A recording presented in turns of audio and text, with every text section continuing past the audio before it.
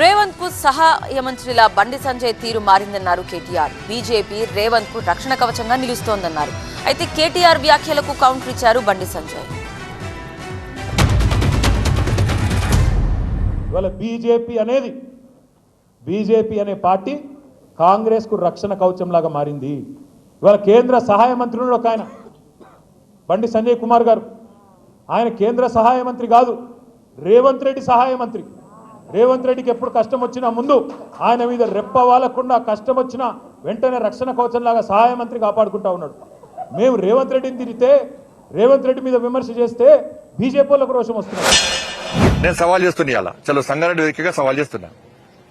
నీకును మీ కుటుంబానికిను రేవంత్ రెడ్డి గారి కుటుంబానికి సంబంధాలు ఉన్నాయా లేవా? చలో నేను సవాల్ చేస్తాను, నువ్వు లేవని చెప్పిన ప్రూవ్ చేస్తా. చలో నాకును రేవంత్ రెడ్డి గారి సంబంధాన్ని ప్రూవ్ చేయి, నేను రాజీనామా ఇస్తా. రాజకీయాల నుంచి వెంటనే పక్క దొరుకుతాను, వెంటనే.